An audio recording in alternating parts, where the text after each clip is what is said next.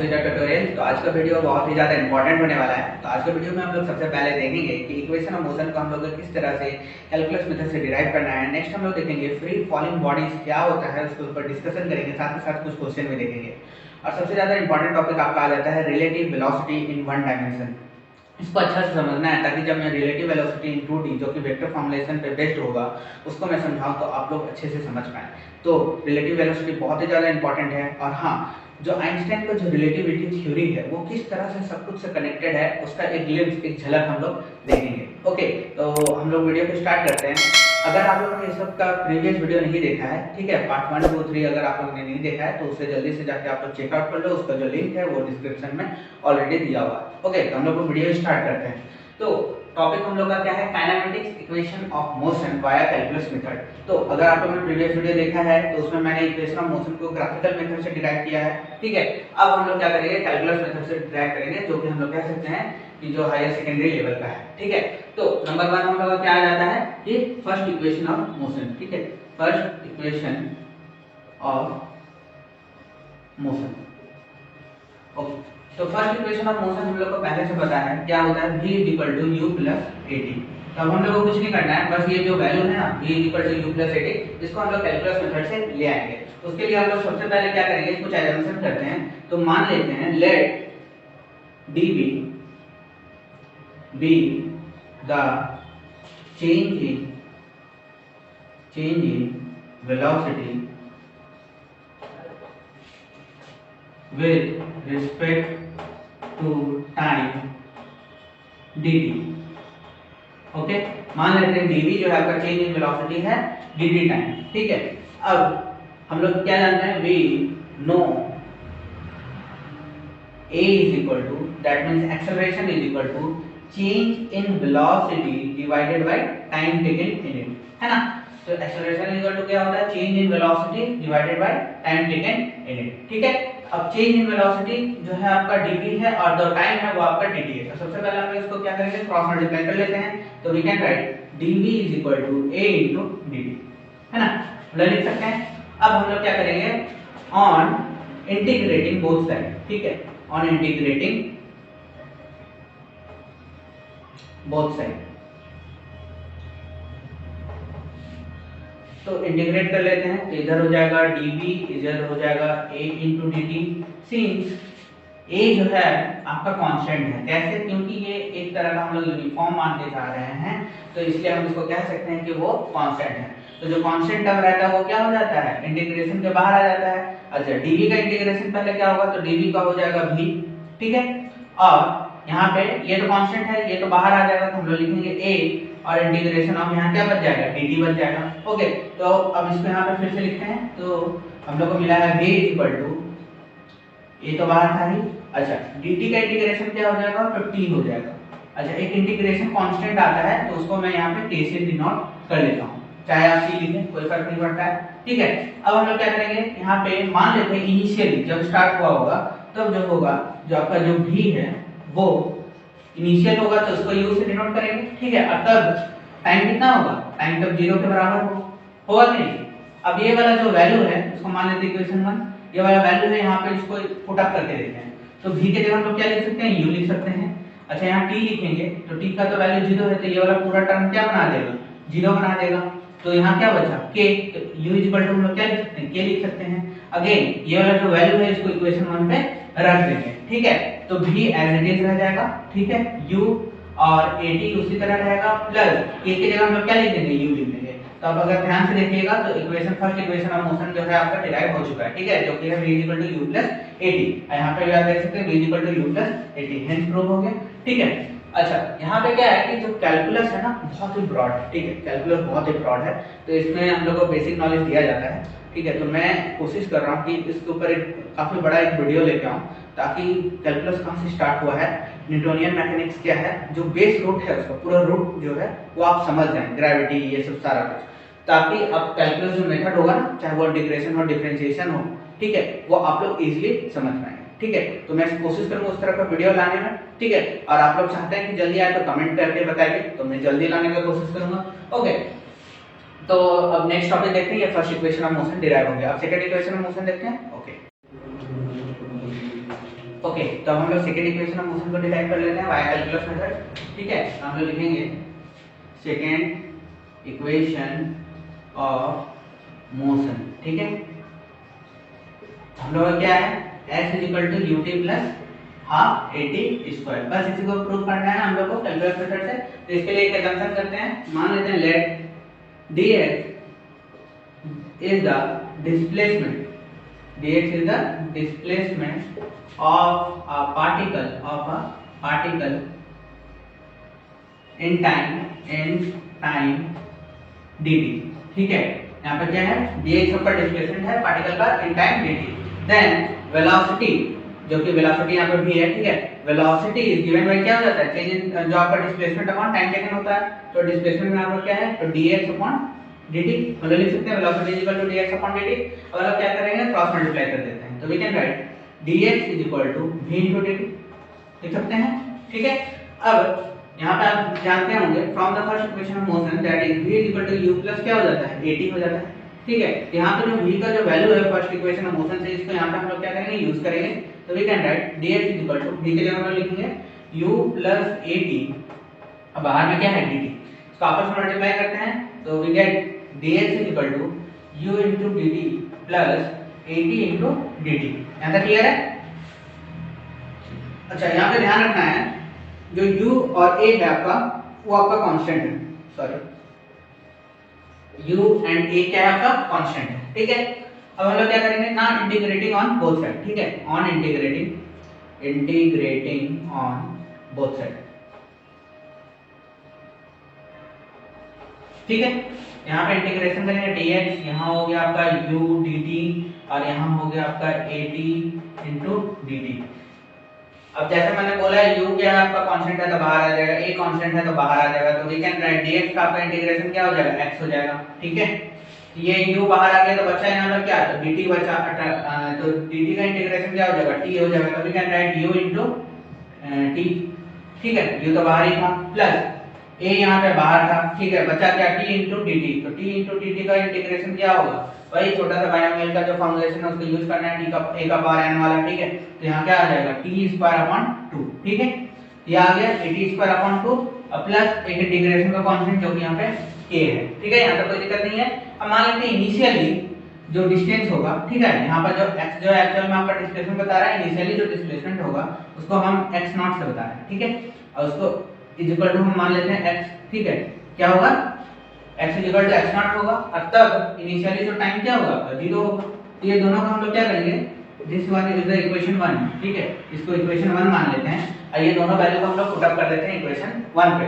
Initially ये दोनों मान के चल रहे हैं, तो वी कैन राइट x के लिए हम लोग क्या लिखेंगे, x0 लिखेंगे। अच्छा, t तो 0, ये टर्म पूरा क्या हो जाएगा, 0 हो जाएगा। अच्छा, ये वाला टर्म क्या हो जाएगा, 0 हो जाएगा। तो बचा क्या, k। तो x0 इज इक्वल टू क्या हो गया, k। ठीक है, अब ये जो x0 is equal to k है, इसको हम लोग इक्वेशन 1 पे फिर से पुट अप कर देंगे। ठीक है, तो जहां आपको k दिख रहा है वहां पे हम लोग क्या लिख सकते हैं, x0 लिख सकते हैं। तो अब हम लोग फिर से ओके, अब यहाँ पे लिखेंगे x एज इट इज रहेगा। ठीक है, u into t plus at² 2 plus यहाँ पे क्या हो जाएगा, x0 हो जाएगा। ठीक है, यहाँ पर k के जगह पुट किया। अब x0 को इधर ले आते हैं, तो we can write x minus x0 is equal to ut plus at² 2, ये लिख सकते हैं। अब ये जो है x minus x0 यही आपका क्या बताता है, डिस्टेंस को बताता है ना। तो we can write finally s is equal to ut plus half at²। ठीक है, हेंस प्रूव। ये देखिए आप सेकंड इक्वेशन ऑफ मोशन जो है प्रूव हो गया। अब देखते हैं third equation of motion. Okay, तो अब हम लोग थर्ड इक्वेशन ऑफ मोशन को डिराइव करते हैं by calculus method. Third equation of motion हम लोग क्या जानते हैं, third equation of motion is equal to v² - c² = 2x। तो इसको हम लोग डिराइव करना है। ठीक है, कैलकुलस मेथड से। तो सबसे पहले हम लोग क्या करेंगे, वी ऑलरेडी नो क्या कि जो वेलोसिटी जो है वो डिस्प्लेसमेंट अपॉन टाइम टेकन होता है, ये हम लोगों को पहले से पता है। ठीक है, तो अब इसमें हम लोग क्या करने वाले हैं कि अब ये वाला जो टर्म है इसमें हम लोग मल्टीप्लाई एंड डिवाइड करने वाले हैं dv से। ठीक है, मल्टीप्लाई करने वाले हैं, डिवाइड करने वाले हैं dv से इन RHS। ठीक है, राइट हैंड साइड पे। ठीक है, तो हम लोग क्या लिख सकते हैं, v = dx/dt। ठीक है, और dv से मल्टीप्लाई कर दिया और dv से डिवाइड भी कर दिया, ठीक है ना, dv होगा। अच्छा, तो ये वाला टर्म क्या बन जाएगा, we can write dv upon dt, एक टर्म तो ये बन जाएगा और दूसरा क्या बन जाएगा dx अपॉन dv। ये वाला दो टर्म यहाँ से क्रिएट हो रहा है। अगर आपको ध्यान होगा तो एक्सेलरेशन इज इक्वल टू क्या होता है, change in velocity divided by time taken, change in velocity divided by time taken. ये वाला जो टर्म है इसको मैं यहाँ पे यूज कर सकता हूँ। तो यहाँ पे हम लोग लिखेंगे v इक्वल टू, ये वाला टर्म की जगह लिखेंगे a into dx upon dv, लिख सकते हैं। अच्छा, जो dv वाला टर्म है उसको एक तरफ कर देते हैं, इसके लिए क्रॉस मल्टीप्लाई करेंगे तो v into dv is equal to क्या बन जाएगा, a into dx। यहाँ तो कोई प्रॉब्लम नहीं है ना, इंटीग्रेटिंग ऑन बोथ साइड, ठीक है। अब हम लोग क्या करेंगे, इंटीग्रेट करेंगे, ठीक है, इंटीग्रेट करेंगे। तो क्या लिख सकते हैं इधर, तो v into dv is equal to, a जो है ध्यान रखिएगा, a जो है यहाँ पे आपका क्या है, a जो यहाँ पे कांस्टेंट है, क्या है, कांस्टेंट है, ठीक है। तो हम लोग क्या लिखेंगे, तो a तो बाहर हो गया तो बचा क्या, dx, ठीक है। ये वाला उसी बाइनोमियल पे जाएगा तो ये बन जाएगा v square upon 2 is equal to a into x, और ये इंटीग्रेशन का कांस्टेंट जो है आपका a। अब इनिशियली मान लेते हैं ये आपका 2 है, ठीक है। इनिशियली मान लेते हैं जो x जो है डिस्टेंस जो होगा वो 0 होगा, और जो v जो है आपका फाइनल को इनिशियल जैसा बिहेव कर रहा है। तो हम लोग यहाँ पे क्या लिखेंगे, वाला टर्म को यहाँ पर रिप्लेस कर देते हैं, इसको मान लेते हैं इक्वेशन 1 है, तो यहाँ पर रिप्लेस कर दिए तो बन गया आपका u स्क्वायर, ये वाला 2 है, ठीक है ना, ये 2 है। तो यहाँ पर लिखेंगे u स्क्वायर अपॉन 2, ध्यान रखिएगा x जो है आपका 0 है तो बचा क्या, k, तो k का वैल्यू क्या मिल गया, u स्क्वायर अपॉन 2। तो ये वाला टर्म को उठा के यहाँ पे क्या करेंगे, इक्वेशन 1 पे रख देते हैं, ठीक है। तो इक्वेशन 1 पे रख देते हैं, तो we can write v square minus sorry divided by 2 is equal to a into x plus k की जगह रखने वाले हैं u स्क्वायर अपॉन 2। ये वाला टर्म को इधर ले आते हैं तो हम लोग को मिल जाएगा v square upon 2 minus u square upon 2 is equal to a into x, ठीक है। अब हम लोग क्या करेंगे इसके लिए, यहाँ पे एलसीएम ले लेंगे और इसको सॉल्व करेंगे तो वी कैन राइट, ठीक है, v square minus u square is equal to 2ax। अगर ये x क्या आपका डिस्टेंस है, डिस्टेंस को हम लोग मेनली s से डिनोट करते हैं, इसलिए ये वाला इक्वेशन फाइनली आपका क्या बन जाता है, a square minus v square minus u square is equal to 2as। तो हेंस हम लोग क्या किए हैं कि थर्ड इक्वेशन ऑफ मोशन को हम लोग डिराइव कर दिए, ठीक है। अब एक और ns वाला टर्म है उसको भी हम लोग देखते हैं, ओके ओके। तो ये जो एसएनएस वाला जो आपका इक्वेशन आता है उसको भी हम लोग डिराइव करते हैं, तो कि है displacement in nth second of a particle, ठीक है। तो इसके लिए सबसे पहले हम लोग अजम्पशन करते हैं, मानते हैं कि let Sn be the displacement of particle in n second, ठीक है। Sn क्या है यहाँ पे आपको बता रहा है कि जो डिस्प्लेसमेंट ऑफ पार्टिकल है n सेकंड पे कितना होगा। Similarly Sn-1 with the displacement of a particle in n-1 second, है ना, n-1 सेकंड, ठीक है। तो आपका यहाँ पे टोटल डिस्प्लेसमेंट कितना होगा, तो we can write Sn is equal to Sn minus 1, ठीक है। तो ये आपका क्या है, सम ऑफ n टर्म्स वाला जो आप लोग फॉर्मूला देखे होंगे, जब ऑपरेटर निकालना रहता है तो हम लोग किस तरह से निकालते हैं, तो देखिए 1 2 3 4 इस तरह करते करते हम लोग लास्ट कितना टर्म तक जाएंगे, n टर्म तक जाएंगे, तो उससे जस्ट पहले वाला कितना टर्म होगा, तो n-1 होगा। तो इसका सम कितना होगा टोटल का, तो Sn होगा, और इसका सम कितना होगा, तो Sn-1 होगा। तो जो भी डिस्प्लेसमेंट होगा Sn का वो ये दोनों को सब्ट्रैक्ट करने से ही पता चलेगा, ठीक है।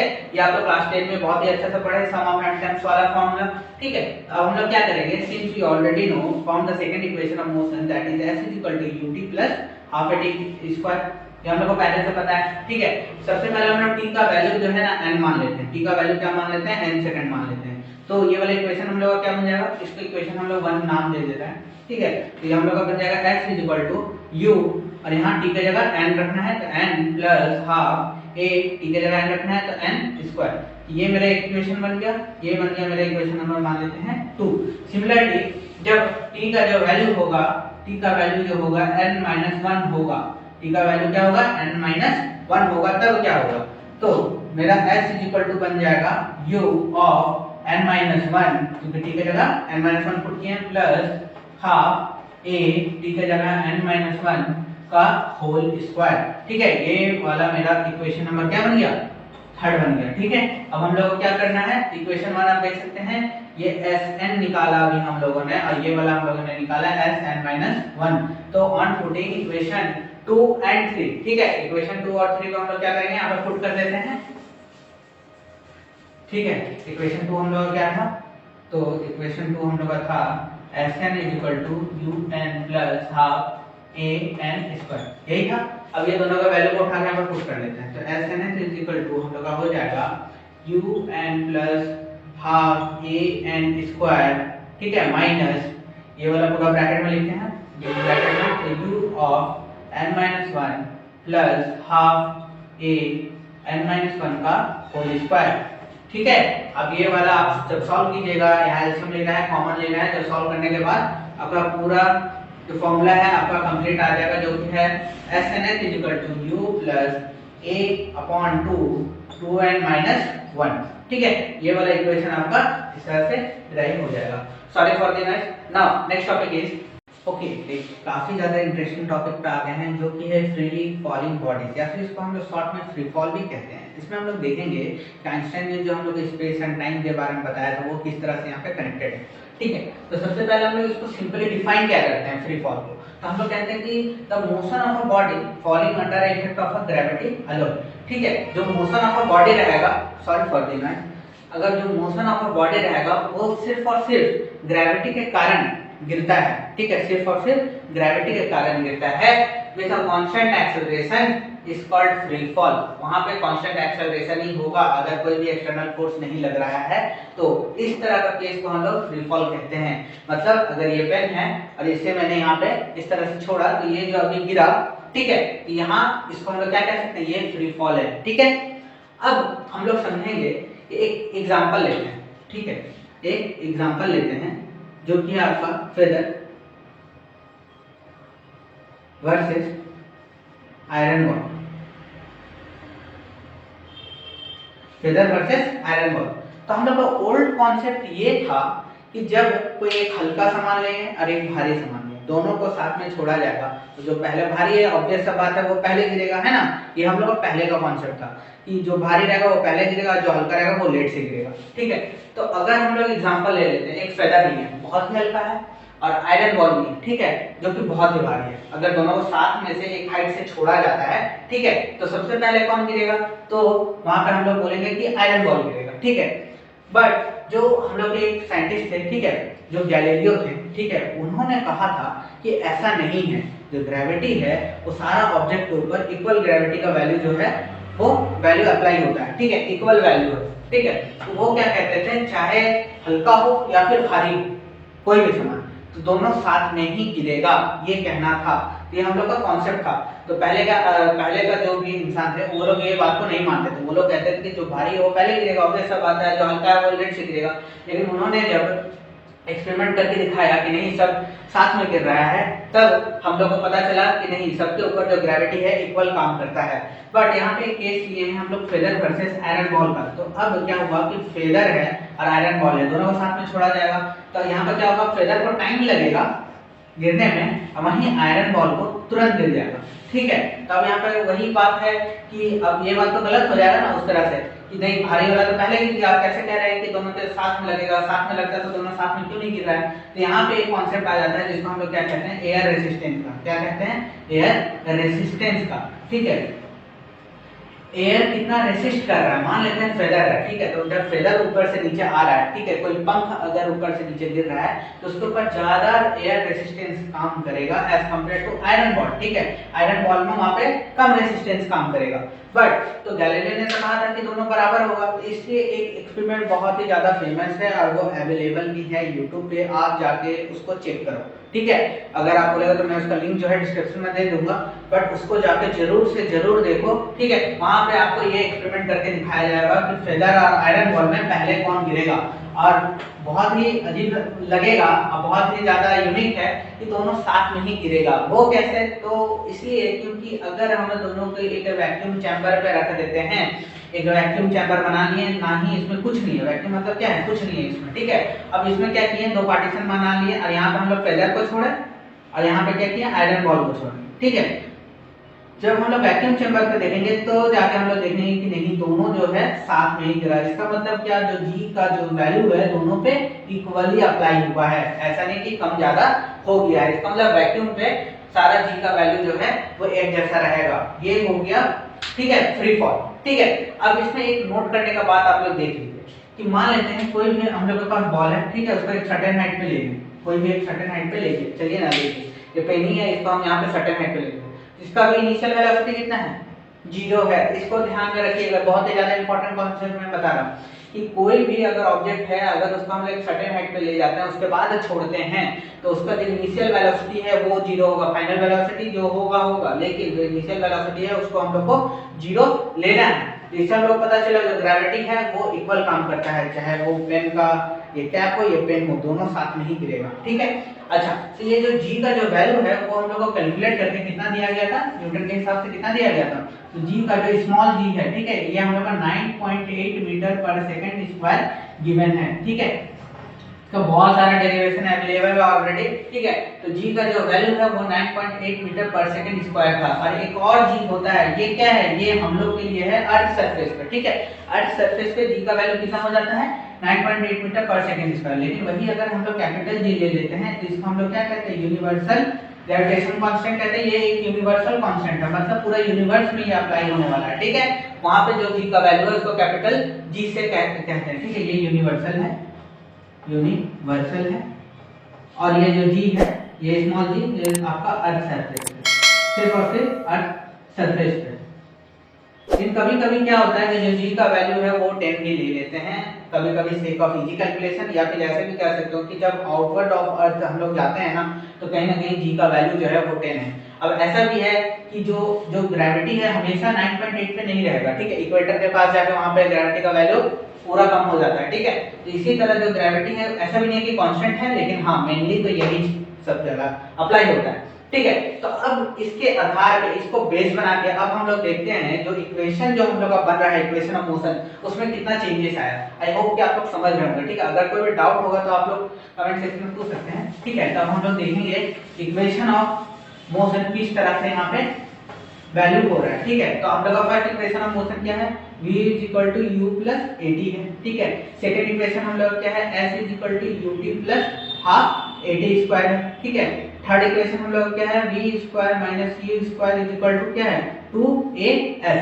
ये है। अब हम लोग क्या जानते हैं, ये जो एक्सेलरेशन होने वाला है ना, ये एक्सेलरेशन होने वाला है ड्यू टू ग्रेविटी, इसलिए इसको कहा जाता है एक्सेलरेशन ड्यू टू ग्रेविटी। ठीक है, इसको एक्सेलरेशन ड्यू टू ग्रेविटी कहा जाता है। अच्छा, तो अब जहां जहां a दिख रहा है, वहां पे हम लोग क्या पुट कर देंगे, -g पुट कर देंगे। ठीक है, क्योंकि ये अगेंस्ट द ग्रेविटी काम कर रहा है, तो यहाँ पे हम लोग क्या करेंगे कि -g पुट कर देंगे। तो मान लेते हैं कि जो v है u, और यहाँ पे अब क्या बन जाएगा, अब a की जगह हम लोग क्या पुट कर रहे हैं, g, तो -g × t। ये अब मेरा फर्स्ट इक्वेशन ऑफ मोशन बन गया in case of freely falling bodies. तो अब ये इक्वेशन ना लगा के आपको डायरेक्टली इसको अप्लाई करना। ठीक है, सेकंड इक्वेशन क्या बन जाएगा, उसी तरह ut माइनस यहाँ हाफ gt² बन जाएगा। क्या बन जाएगा, हाफ gt²। सिमिलरली यहाँ पे क्या होगा, v² - u² = -2gs। ठीक है, ये थर्ड इक्वेशन ऑफ मोशन बन गया। आप देख सकते हैं वेरिएशन आ चुका है इक्वेशन ऑफ मोशन पे। तो ये हम लोग को फ्री फॉलिंग बॉडी में हम लोग को पढ़ना रहता है। ठीक है, अब बहुत ही ज्यादा इंटरेस्टिंग टॉपिक जिसका मैं खुद बोल रहा हूँ और खुद भी वेट कर रहा था, आप लोग भी शायद वेट कर रहे हैं, जो कि है कि जो आइंस्टाइन है। ठीक है, तो आइंस्टाइन ने किस तरह से बताया ये दोनों के बीच में रिलेशन।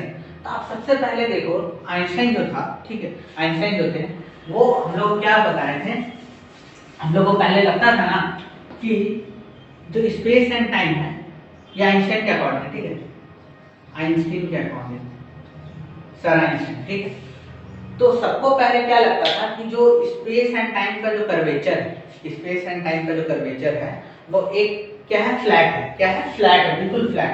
तो अगर आप एक चादर ले लो, ठीक है, चादर को पूरा इस तरह से अच्छा से बिछा लो, ठीक है, तो जो जिस तरफ से फ्लैट दिख रहा है ना उस तरफ से हम लोग को फ्लैट लगता था। ठीक है, अब हम लोग देखेंगे कि जो आइंस्टाइन जो है ना वो किस तरह से हम लोग को एक्सेलरेशन जो आया है ग्रेविटी से, एक्सेलरेशन कहीं से टपक के नहीं आया है, एक्सेलरेशन आया कहाँ है, सिर्फ और सिर्फ आपका ग्रेविटी से ही आया है। ठीक है, ये कॉन्सेप्ट आप ध्यान में रखना है। अब आप डीप कॉन्सेप्ट में हम लोग हल्का सा जाते हैं। ठीक है, तो एक्सेलरेशन कहाँ से आया है, तो ग्रेविटी से आया, ये आप लोग को ध्यान में रखना है। अच्छा, तो हम लोग को पहले क्या लगता था, एक सिंपल सा जो है कर्वेचर है, ठीक है, प्लेन कर्वेचर है, बट आइंस्टाइन ने बोला कि कर्वेचर तो है लेकिन वो कर्वेचर क्या है, कर्व है।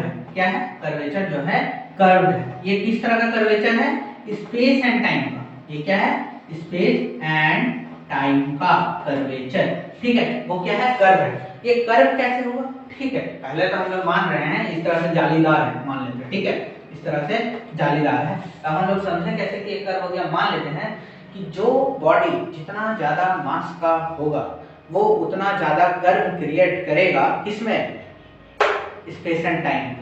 कैसे, अब मान लेते हैं हम लोग सबसे बड़ा क्या जानते हैं, सन।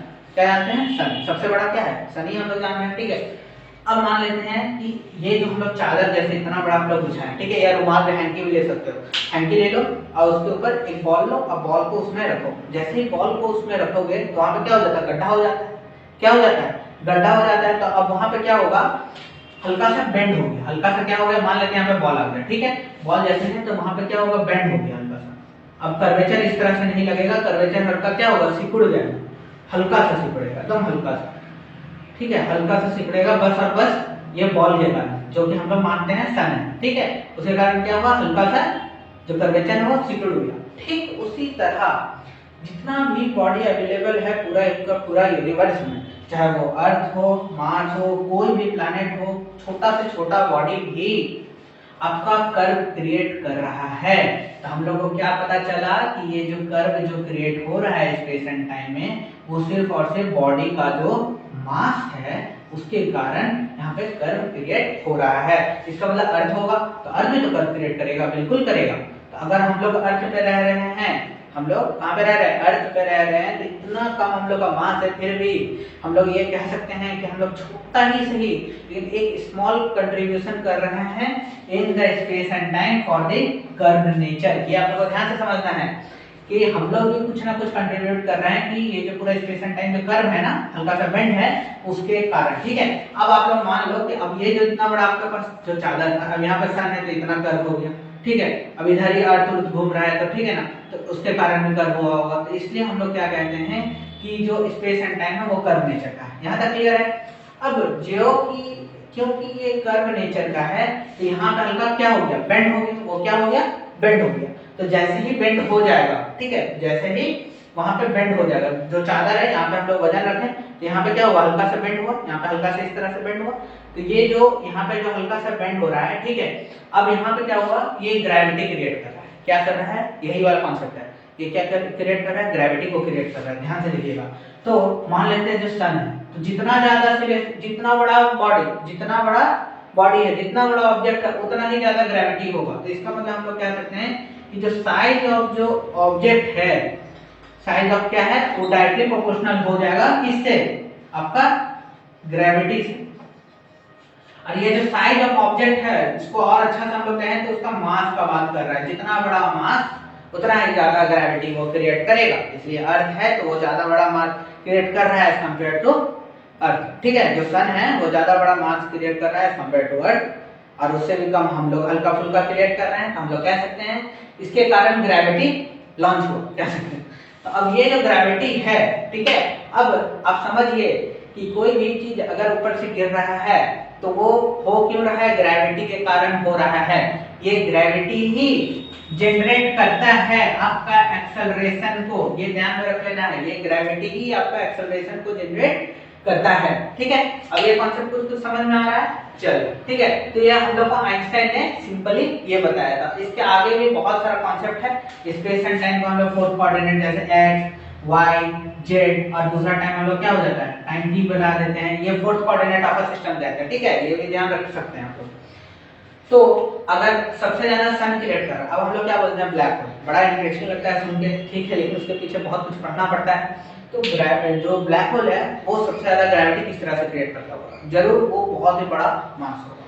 ठीक है, जितना ज्यादा बड़ा मास उतना ही ज्यादा ग्रेविटी वहां पे होगा, जिसके कारण आप ध्यान में रखिएगा कि ये जो बेंड अगर नहीं ना होता कर्वेचर, अगर ये बेंड नहीं होता कर्वेचर, तो लाइट जो है वो बेंड नहीं करता, लाइट जो है वो बेंड नहीं करता। इसलिए क्योंकि अगर ये मान लेते हैं ब्लैक होल है, ये क्या है मान लेते हैं ब्लैक होल है, ठीक है, ये क्या है ब्लैक होल है, ठीक है। तो ब्लैक होल में जी इतना ज्यादा स्ट्रांग है, ग्रेविटी इतना ज्यादा स्ट्रांग है कि लाइट को भी, ये मान लेते हैं रे ऑफ लाइट, उसको भी बेंड करना पड़ जाता है। इसलिए हम लोग कहते हैं कि लाइट जो है वो पास नहीं हो सकता है ब्लैक होल से।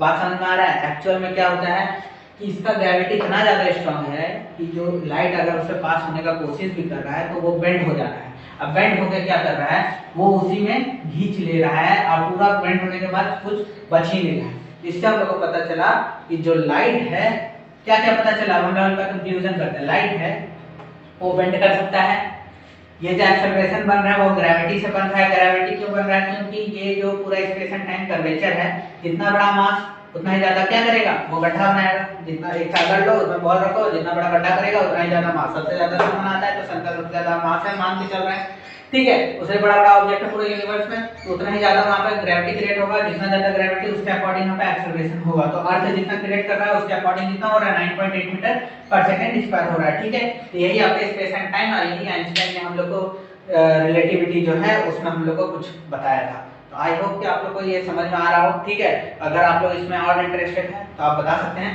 तो अब हम लोग नेक्स्ट टॉपिक की तरफ चलते हैं। ओके तो जस्ट अभी आप लोगों ने इक्वेशन ऑफ मोशन देखा था in a case of a free fall, ठीक है। कुछ इस तरह वैल्यू आया था s ut प्लस, ठीक है, और हाफ at स्क्वायर था। अब इसको एक्सेलरेशन ड्यू टू ग्रेविटी के कारण हम लोगों ने ut minus half gt square बनाया था, ठीक है। तो यहाँ पे आपको ध्यान रखना है ये s जो आपको दिख रहा है ना, इसको h से रिप्लेस कर लीजिएगा, क्योंकि कोई भी बॉडी अगर फ्री फॉल करेगा तो कुछ सर्टेन हाइट पे जाएगा तभी वो फ्री फॉल करेगा, ठीक है। तो जो अपना हाइट को कैरी करेगा तो यहाँ पर डिस्टेंस को h से रिप्लेस कर देना है। तो फाइनली हम लोग को क्या मिल जाएगा, h ut minus half gt square. तो जहाँ जहाँ आपको s लिखा है वहाँ पे आपको h बैठा लेना है, ठीक है। बस यही ध्यान रखना है। अब हम लोग एक छोटा सा टॉपिक की तरफ चलते हैं, वो भी इंपॉर्टेंट है, कभी कभी उसके लिए क्वेश्चन पूछ दिया जाता है, जो कि है स्टॉपिंग डिस्टेंस, ठीक है। Stopping, sorry for the noise, stopping distance, ठीक है। अब स्टॉपिंग डिस्टेंस क्या होता है, ठीक है। मान लेते हैं कोई भी एक कार है, ठीक है, एक कार है, वो आपका ट्रैवल कर रहा है, ठीक है, रोड पे ट्रैवल कर रहा है, कोई भी ऑब्स्टेकल सामने आ गया तो वो जो ड्राइवर था वहीं पे वो ब्रेक अप्लाई किया, तो लेकिन ब्रेक अप्लाई करता है तो एग्जैक्टली यहाँ नहीं रुकता है, तो कुछ डिस्टेंस ट्रैवल करता है, उसके बाद जाके वो कंप्लीटली रुकता है। तो आफ्टर अप्लाइंग द ब्रेक, हम लोग लिख सकते हैं आफ्टर अप्लाइंग द ब्रेक, जितना वो डिस्टेंस ट्रैवल किया, ठीक है, यही वाला जो पोर्शन है इसी को हम लोग स्टॉपिंग क्या कहते हैं, स्टॉपिंग डिस्टेंस कहते हैं, ठीक है। मतलब कि जो ब्रेक मारने के बाद जितना वो थोड़ा सा डिस्टेंस ट्रैवल करता है उसे को हम लोग यहाँ पे स्टॉपिंग डिस्टेंस कहते हैं, ठीक है। इसके लिए एक क्वेश्चन देख लेते हैं। तो फ्रॉम थर्ड लॉ इक्वेशन क्या जाता है, v square minus u square equal to क्या हो जाता है, 2as हो जाता है। अब जो इसका फाइनल वेलोसिटी है, क्योंकि आखिर में तो वो रुकेगा ही, तो फाइनल वेलोसिटी इसको हम लोग मान लिए 0, तो v हो गया 0, तो बचा क्या, minus u square is equal to 2as, ठीक है। अब इसको हम लोग क्या लिख सकते हैं, s is equal to we can write, हम लोग लिख सकते हैं u square upon 2 of minus a। ध्यान रखिएगा यहाँ पे माइनस a इसलिए पुट किए हैं क्योंकि ये जो माइनस a आपको यहाँ पे ये जो केस है वही क्या है, रिटार्डेशन का केस बता रहा है, ठीक है, रिटार्डेशन बता रहा है, ठीक है। तो जिसके कारण हम लोगों ने यहाँ पे क्या किया है, माइनस a पुट किया, ठीक है। तो ये स्टॉपिंग डिस्टेंस था, इसके ऊपर एक छोटा सा न्यूमेरिकल देख लेते हैं। ओके छोटा सा न्यूमेरिकल देख लेते हैं। स्टॉपिंग डिस्टेंस पे क्या बोल रहा है, car travelling with a speed of 60 km/h can brake to stop with a distance of 50 metre, then what will be the stopping distance of a car if the car is now moving with 120 km/h। Simple सा question है, बोल रहा है कि अगर car जो है 60 km/h के स्पीड से मूव कर रहा है तो उसका जो स्टॉपिंग डिस्टेंस आया था वो 50 मीटर, मतलब ब्रेक मारने के बाद भी वो इतना ट्रैवल कर गया, कितना ट्रैवल कर गया, तो 50 मीटर वो ट्रैवल कर गया। तो बोल रहा है अब मान लेते हैं कि 120 किलोमीटर प्रति घंटा के स्पीड से चल रहा है तो उसका स्टॉपिंग डिस्टेंस कितना होगा, ठीक है, सिंपल सा बात है। तो उसका जो इसका सॉल्यूशन हम लोग देख लेते हैं। तो इनिशियल स्पीड उसका कितना था, तो 60 km/h के स्पीड से चल रहा था, तब जो वेरी सॉरी फॉर देना, तो तब जो उसका स्टॉपिंग डिस्टेंस है वो कितना आया था, 50 मीटर, ठीक है। अब मान लेते हैं यहाँ पे क्या बोल रहा है कि अगर वो 120 km/h के स्पीड से चलेगा तो उसका स्टॉपिंग डिस्टेंस कितना आएगा, ये ना फाइंड आउट करना है।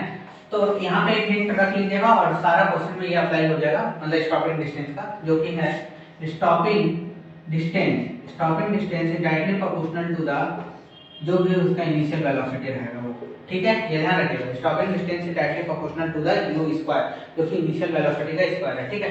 तो स्टॉप यहाँ पे आपका स्टॉपिंग डिस्टेंस है s1 अपॉन s2, क्योंकि यहाँ दो केस है इसलिए मैं रेशियो ले रहा हूँ। आप इंडिविजुअली फाइंड करिएगा तो टाइम लगेगा, इस तरह टाइम बचेगा। तो s1 डिवाइडेड बाय s2 कर लिए, ठीक है, वो डायरेक्टली प्रोपोर्शनल है किससे, ठीक है, तो वो डायरेक्टली प्रोपोर्शनल है तो u2 अपॉन u1 लिख सकते हैं। अच्छा, तो u2 हम लोग कितना है, u2 है 120 किलोमीटर पर आवर, ठीक है, और यहाँ पे आपका 60 किलोमीटर, तो इसका स्क्वायर है, ध्यान रखिएगा। तो ये कट गया तो कितना स्क्वायर हो जाएगा 4, ठीक है। तो s1 by s2 is equal to 4, ठीक है। इसका और हम लोग क्या लिख सकते हैं कि s2 इज इक्वल टू हम लोग लिख सकते हैं ना 4 इंटू s1, बिल्कुल लिख सकते हैं। तो s2 is equal to 4 into s1 कितना है 50, तो कितना हो जाएगा, तो 200 मीटर। मतलब जब गाड़ी जो है आपका 120 किलोमीटर का स्पीड से चल रहा था, तो वो जैसे ही ब्रेक अप्लाई किया तो उसके बाद वो जितना डिस्टेंस ट्रैवल किया after applying the brake, that will be equal to 200 metre in a case of 120 kilometre per hour, ठीक है। तो 120 मीटर होगा आपका ये आंसर, ठीक है। अब नेक्स्ट इंपॉर्टेंट टॉपिक की तरफ चलते हैं। तो हम लोग देख लेते हैं रिलेटिव वेलोसिटी। अभी जो भी मैं बताने वाला हूँ ये सिर्फ और सिर्फ वैलिड है वन डायमेंशन के लिए, ठीक है। तो रिलेटिव वेलोसिटी का हम लोग बुकिश लैंग्वेज में कुछ इस तरह से डिफाइन करते हैं। यहाँ लिखा जाता है कि relative velocity of one object with respect to the another object is the time rate of change of relative position of one object with respect to the another object. Confuse हो गए? अब इसका हम लोग एक एग्जांपल से हम लोग समझते हैं, ठीक है। मान लेते हैं कि एक कार जो है वो ट्रैवल कर रहा है 100 किलोमीटर पर आवर की स्पीड से, ठीक है। अब यहाँ पे एक लड़का खड़ा है, उसका नाम है रमेश, ठीक है। एक लड़का खड़ा है रमेश जो कि ग्राउंड पे है, ठीक है। तो अब ये इस कार का जो स्पीड है उसको नोट कर लिया, देखा कि 100 किलोमीटर पर आवर का स्पीड से चल रहा है, ठीक है। अब रमेश का ही दोस्त है, उसका नाम है सुरेश, ठीक है। वो क्या किया, वो बाइक लिया, ठीक है। बाइक से इस कार का उसने पीछा किया, ठीक है, इस कार का पीछा किया और उसने अपना जो वेलोसिटी है उसको एक्वायर किया 90 किलोमीटर पर आवर। कितना एक्वायर किया, 90 किलोमीटर पर आवर। तो मेरा कहने का मतलब ये है कि अगर रमेश जो कि क्योंकि वो ग्राउंड पे है, वो देख रहा है कि कार जो है आगे मूव कर रहा है, तो उसके अकॉर्डिंग इतना स्पीड है, तो क्या सेम स्पीड सुरेश के लिए भी होगा, क्योंकि वो ऑलरेडी 90 किलोमीटर पर आवर से कर रहा है? नहीं होगा। क्यों? क्योंकि जो ऑलरेडी जब मान लेते हैं वो 90 किलोमीटर पर आवर से कर रहा है, ये इतना डिस्टेंस पे, ये 100 किलोमीटर है और ये 90 पे है, ठीक है। तो यहाँ पे कुछ कितना फर्क आ रहा है, 10 किलोमीटर पर आवर का, ठीक है। तो इसके अकॉर्डिंग क्या लगेगा कि वो इससे इतना फर्क पे है, ठीक है। कितना फर्क है, तो 10 किलोमीटर पर आवर। लेकिन रमेश का अकॉर्डिंग तो है 100 किलोमीटर पर आवर।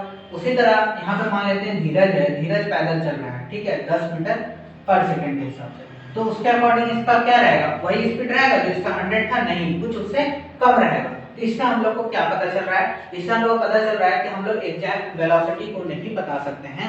हमेशा क्या हो जाता है, हमेशा एक रिलेटिव कॉन्सेप्ट आ जाएगा, क्योंकि जब अगर हम इसका बात करते हैं कि इसका वेलोसिटी कितना है कार का, तो हमको बात करना पड़ेगा हम किसके रिस्पेक्ट में देखना चाहते हैं, रमेश के रिस्पेक्ट में, धीरज के रिस्पेक्ट में या सुरेश के रिस्पेक्ट में। इसलिए इस टर्म को हम लोग रिलेटिव वेलोसिटी कहते हैं, ना कि एग्जैक्टली हम लोग वेलोसिटी या फिर एग्जैक्ट वेलोसिटी इस तरह कुछ टर्म नहीं देते हैं। इसलिए सारा कुछ रिलेटिव रहता है, ठीक है। अब तो इससे हम लोग को क्या सीखने को मिला कि रिलेटिव वेलोसिटी जो है वो डिपेंड करता है आपका फ्रेम ऑफ रेफरेंस पे। किस बात पे डिपेंड करता है, फ्रेम ऑफ रेफरेंस पे डिपेंड करता है, ठीक है, कि हम लोग किस नजरिए से देख रहे हैं, ठीक है। अब रिलेटिव वेलोसिटी का जो हम लोग का फॉर्मूला हम लोग को बताया जाता है, जो कि ये VAB, ठीक है, इज इक्वल टू होता है VA माइनस VB, ठीक है। विद वेक्टर नोटेशन हम लोग डाल देते हैं, जहां की जो A है बोलता है velocity of A with respect to B, मतलब जो भी वेलोसिटी होगा A का, अगर वो B के रिस्पेक्ट में, मतलब B जो है A को देख रहा है, तब वेलोसिटी जो रिलेटिव वेलोसिटी होगा वो VA माइनस VB होगा। तो यहाँ पे हिंट यही रहता है कि B को जिसके रिस्पेक्ट में देखा जा रहा है उसको हमेशा रेस्ट में लेने का कोशिश किया जाता है, ताकि हम लोग इसको इजीली सॉल्व कर पाए। अब हम लोग देखते हैं ये फॉर्मूला जैसे आ कहां से रहा है, ठीक है। अब यहाँ पे दो केस बन रहा है, मेनली यहाँ पे रिलेटिव वेलोसिटी में दो केस बन रहा है। नंबर 1 केस जो रहेगा हम लोग केस 1 कह रहे हैं, ठीक है, जहाँ पे क्या रहेगा, जब बोथ ऑब्जेक्ट, ठीक है, जो दोनों ऑब्जेक्ट रहेगा, बोथ ऑब्जेक्ट का डायरेक्शन जो हो सेम, डायरेक्शन क्या हो सेम, ठीक है।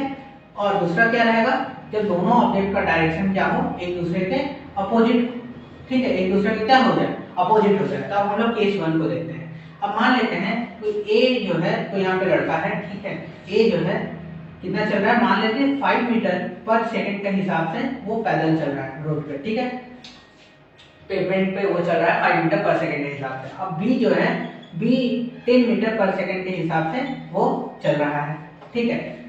जब हम लोग को देखा जाएगा कि वो कितना आगे चला गया, कितना आगे चला गया, ठीक है, तो ऑब्वियस सा बात है कि जो बी है वो ए से तो आगे जाएगा, क्योंकि मान लेते हैं दोनों को एक डिस्टेंस ट्रैवल करना है, दोनों को इक्वल डिस्टेंस ट्रैवल करना है। मान लेते हैं ए को भी और बी को भी, टोटल डिस्टेंस कुछ है, मान लेते हैं 10 ही है, कितना है 10 है। तो बी तो पहुंच गया अपना टारगेट तक, बी कहां पहुंच गया टारगेट तक पहुंच गया, बट जो ए है, ए क्या टारगेट तक पहुंचा नहीं, तो ए कहां तक रह गया, तो 5 मीटर पे ही रह गया।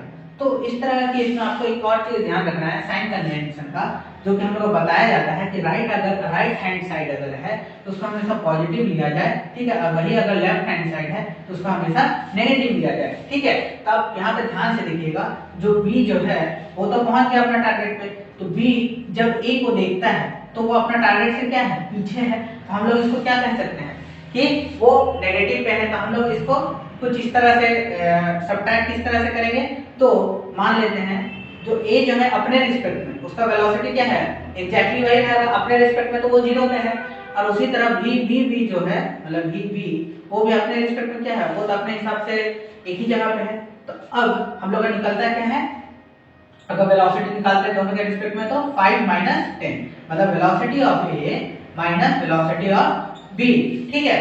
तो अब हम लोग का कितना निकल गया, तो 5 - 10, तो कितना हो गया 5 - 10, तो -5 मीटर पर सेकंड, कितना हो गया -5 मीटर पर सेकंड हो गया। तो इससे हम लोग क्या पता चल गया कि जो वेलोसिटी अगर निकालेंगे वेलोसिटी ऑफ ए, ठीक है, with respect to velocity of B, तो हम लोग इसको बहुत ही अच्छे से लिख सकते हैं velocity of A minus velocity of B. ध्यान रखिएगा ये मैं बात कर रहा हूं जब डायरेक्शन क्या हो, डायरेक्शन क्या हो सेम हो, यहाँ पे डायरेक्शन क्या है दोनों का सेम है, दोनों का डायरेक्शन क्या है सेम है, इसलिए कोई भी यहाँ पे साइन कन्वेंशन का उतना ज्यादा जरूरत नहीं पड़ेगा, ठीक है, क्योंकि डायरेक्शन सेम है। तो ये फॉर्मूला हम लोग को यहाँ से मिलता है।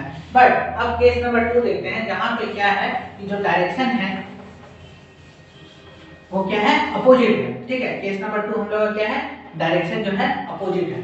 अब ध्यान से देखिएगा, मान लेते हैं कि एक ट्रेन है, ठीक है, एक ट्रेन है, वो जा रहा है लेफ्ट हैंड से, इधर जा रहा है लेफ्ट हैंड से, ठीक है, लेफ्ट की तरफ जा रहा है, और एक अनदर ट्रेन है, एक अनदर ट्रेन है,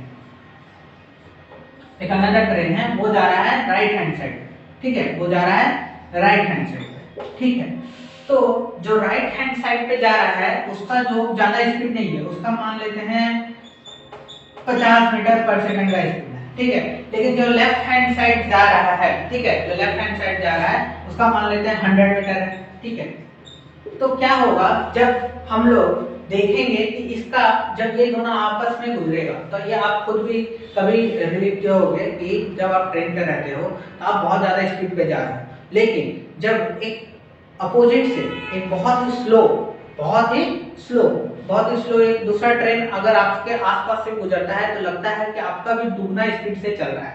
ये इसलिए होता है क्योंकि जब ये खुद राइट हैंड साइड की तरफ जाता है और ये ऑलरेडी कितना है 100 है, तो इसका जब वेलोसिटी को देखा जाता है तब क्या हो जाता है कि वो सिर्फ और सिर्फ 50 नहीं दिखता है, वो कितना दिखता है 100 + 50 दिखता है, कितना दिखता है 100 + 50 दिखता है, दैट मींस 150 मीटर पर सेकंड दिखता है, जिसके कारण हम लोग को लगता है कि इसका स्पीड जो है जो स्लोअर है उसके स्पीड ज्यादा है, ठीक है। इसलिए हम लोग को इस तरह का प्रभाव होता है, इस तरह का इल्यूजन क्रिएट होता है। तो यहाँ पे हम लोग फॉर्मूला हम लोग निकालते हैं क्या, तो भी ए और बी, ठीक है। तो हम लोग क्या जानते हैं कि भी ए माइनस क्या होता है भी बी होता है। अच्छा, यहाँ पे मान लेते हैं ए जो है, ए क्या है ये 100, ठीक है। तो 100 किस तरफ जा रहा है, तो 100 जा रहा है नेगेटिव की तरफ, किधर जा रहा है नेगेटिव की तरफ। या फिर हम लोग इस तरह से देखते हैं कि ये जो 50 है, ठीक है, ये मेरा ए हो गया, ठीक है, ये ए हो गया और ये जो प्रोडक्ट है वो मेरा बी हो गया। तो ये तो राइट हैंड की तरफ जा रहा है, कौन ये ट्रेन, तो इसका कितना हो गया 50 मीटर। तो हम लोग यहाँ पे क्या लिख देंगे कि जो भी ए है, ध्यान दीजिएगा राइट हैंड है तो क्या होगा पॉजिटिव, तो यहाँ हो गया 50, ठीक है, प्लस क्योंकि ये लेफ्ट हैंड तरफ जा रहा है तो इसको हमको क्या लिखना पड़ेगा, नेगेटिव लिखना पड़ेगा, ठीक है ना। ये इधर आ रहा है तो नेगेटिव लिखना पड़ेगा, तो -100 लिखना पड़ेगा, है ना। तो हम लोग क्या होगा, ये साइन कन्वेंशन के बाद तो 50 - 100 कितना हो जाएगा, तो यहाँ पे क्या आ जाएगा -50 आ जाएगा, सॉरी -50 आ जाएगा। इसलिए तो इसको हम लोग इस तरह से लिख सकते हैं कि इसको इस तरह छोड़ते हैं वैल्यू को, ये मान लेते हैं वेलोसिटी ऑफ ए ना, ये मेरा ट्रेन 1 है और ये मेरा ट्रेन 2, यहाँ तक क्लियर है। तो ट्रेन 1 तो पॉजिटिव की तरफ जा रहा है तो वही तो पॉजिटिव हो गया। अब जो ट्रेन 2 है वो किधर जा रहा है, नेगेटिव की तरफ, यहाँ पर क्या लिखना पड़ेगा, Vt2 लिखना पड़ेगा। तो आया क्या हम लोग का Vt1 - Vt2, मतलब अगेन से वही फॉर्मूला आ गया। इसका मतलब क्या हुआ, चाहे कैसा भी डायरेक्शन हो ये फॉर्मूला जो है दोनों के लिए एप्लीकेबल है। चलो अब इसके ऊपर क्वेश्चन देखते हैं, और डाउट होगा तो कमेंट सेक्शन में पूछ सकते हैं। सिंपल सा क्वेश्चन देख लेते हैं रिलेटिव वेलोसिटी के ऊपर। क्वेश्चन क्या बोल रहा है, two trains T1 and T2 are running on two parallel tracks. Train T1 move with a speed of 40 km/h due east and train T2 move with a speed 60 km/h due west। ठीक है, तो calculate क्या करना है, velocity of T1 with respect to T2 and vice versa and velocity of T1 with respect to the ground, इतना हम लोग calculate करना है। इस तरह का क्वेश्चन में आप लोगों को सिंपली साइन कन्वेंशन को ध्यान में रखना है। तो क्योंकि अगर राइट हैंड साइड है तो वो पॉजिटिव होगा और लेफ्ट हैंड साइड है तो वो नेगेटिव होगा। तो राइट हैंड साइड है तो यहाँ पे क्या हो गया, ईस्ट हो गया, ठीक है, और लेफ्ट हैंड साइड है तो ये हो गया आपका वेस्ट, ठीक है, ऐसा क्लियर। तो क्वेश्चन नंबर 1 क्या बोल रहा है, क्वेश्चन नंबर 1 बोल रहा है velocity of T1 with respect to velocity of T2। तो इस तरह का केस में मैंने बोला है जिसके रिस्पेक्ट में निकाला जाता है उसको हमेशा क्या रखना है, रेस्ट पे रख लेना है। तो we can write velocity of T1 minus velocity of T2, ठीक है।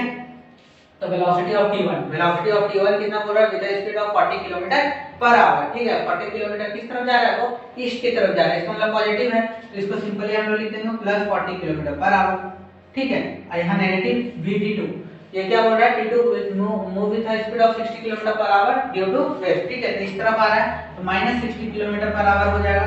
तो क्या हो जाएगा 40 + 60 = 100 km/h, ठीक है। ये फर्स्ट इक्वेशन निकल गया, velocity of T1 with respect to T2। Similarly velocity of T2 with respect to T1 आप लोग खुद से कैलकुलेट कीजिए जल्दी से। तो क्या आ जाएगा, velocity of T2 minus velocity of T1, velocity of T2 कितना है, तो -60 है ना, -60 हो गया, और ये हो गया आपका +40, तो माइनस माइनस प्लस हो गया, तो यहाँ पर हो गया -100 km/h, ठीक है। ये क्वेश्चन नंबर 2 हो गया। अब क्वेश्चन नंबर 3 क्या बोल रहा है, वेलोसिटी ऑफ V1 निकालना है। 3 बोल रहा है हम लोग को वेलोसिटी ऑफ T1 निकालना है विद रिस्पेक्ट टू ग्राउंड। ध्यान रखिएगा जो भी वेलोसिटी ऑफ ग्राउंड होगा वो क्या रहेगा, हमेशा रेस्ट में रहेगा, तो वहां मोशन तो नहीं है, ठीक है, तो 0 हो गया, ठीक है। तो हम लोग क्या लिखेंगे, velocity of T1 minus velocity of जो भी ग्राउंड है। तो T1 का स्पीड मेरा कितना है, तो 40 है, 40 किधर था, ईस्ट तरफ, तो यहाँ पे हम लोग 40 लिख दिए, माइनस यहाँ पे 0 लिख सकते हैं, तो आपका आया 40 km/h। एक और क्वेश्चन देख लेते हैं रिलेटिव वेलोसिटी के ऊपर। ओके, एक अनदर क्वेश्चन देख लेते हैं रिलेटिव वेलोसिटी के ऊपर, ठीक है। ये क्वेश्चन क्या है, इंटरेस्टिंग है। क्वेश्चन क्या बोल रहा है, a jet plane is moving with a velocity of 500 km/h, ठीक है। 500 km/h का स्पीड से एक जेट प्लेन आगे की तरफ मूव कर रहा है, ठीक है। The gas are ejecting from the rear of a jet plane, पीछे की तरफ से जो गैस निकल रहा है इससे प्लेन से with a velocity of 1500 km, 1500 kilometre प्रति घंटा का रफ्तार से जो गैस है वो निकल रहा है with respect to the jet. Find the velocity of gases with respect to the person on the ground. तो अब इसको हम लोग हल्का से इमेजिन करते हैं, ठीक है, सॉल्यूशन देखते हैं, पहले इमेजिन करते हैं। यहाँ पे आपका क्या है, यहाँ पे आपका प्लेन है, ठीक है, यहाँ पे आपका क्या है, प्लेन है, ठीक है। तो प्लेन आगे की तरफ मूव कर रहा है और इससे जो भी गैस जो निकल रहा है आपका, ठीक है, जो गैस निकल रहा है वो कितना स्पीड से निकल रहा है, तो 1500 km/h का स्पीड से निकल रहा है। और ये जो आगे मूव कर रहा है कौन, जो आपका जेट जो मूव कर रहा है वो 500 km/h के स्पीड से मूव कर रहा है। अब यहाँ पे कोई एक ग्राउंड पे खड़ा है और वो देख रहा है, किसको देख रहा है, वो देख रहा है कि ये जो गैस है वो किस हिसाब से वो निकलेगा, किससे, ये प्लेन से। तो find the velocity of gas with respect to the person on a ground. हम लोग को वेलोसिटी ऑफ गैस फाइंड करना है with respect to the person who is standing on the ground. Okay, तो अगेन वही sign convention, जो right hand रहेगा वो पॉजिटिव, जो लेफ्ट रहेगा वो नेगेटिव। तो according to the question it is given है कि वेलोसिटी ऑफ गैस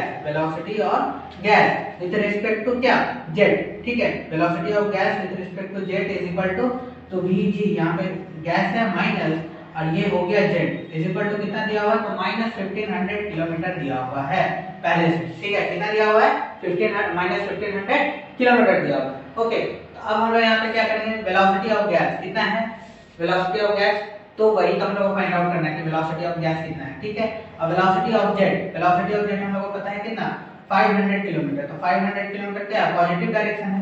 ठीक है, इज इक्वल टू क्या हो गया, माइनस 1500 हो गया। तो वेलोसिटी ऑफ गैस कितना हो जाएगा, तो वेलोसिटी ऑफ गैस हो गया माइनस 1500, फिर इधर आ गया तो प्लस कितना 500, तो इज इक्वल टू हो गया velocity of gas is equal to minus 1000। ठीक है, इतना क्या है, किलोमीटर पर आवर, इतना हो गया किसका, वेलोसिटी ऑफ गैस। तो अब जो पर्सन जो स्टैंडिंग है ग्राउंड में उसके अकॉर्डिंग क्या होगा, अब ध्यान रखिएगा जो गैस है वो जेट के अपोजिट है। ठीक है, तो लेकिन ये जो है इसको सिर्फ मतलब क्या है कि वो जो गैस जो उससे निकल रहा है, ठीक है, उससे मतलब है, तो वो उसके अकॉर्डिंग कितना रिस्पेक्ट में होगा, तो जस्ट इसका उल्टा हो जाएगा। Therefore the velocity of gas with respect to the person is equal to क्या होगा, 1000 किलोमीटर पर आवर होगा। ठीक है, ये सिंपल सा क्वेश्चन है। तो अगर आज का आपको वीडियो पसंद आया है तो प्लीज मेरे चैनल को सब्सक्राइब कर दो। ठीक है, और जितने भी प्रीवियस वीडियो है उसको देखो, और पसंद आया तो शेयर भी करो। और नेक्स्ट वीडियो और अपकमिंग वीडियो इंटरेस्टिंग होने वाला है, और इसके बाद मोशन इन स्ट्रेट लाइन के ऊपर ढेर सारा क्वेश्चन करते हैं। ठीक है, तो मिलते हैं नेक्स्ट वीडियो में। Thank you for watching.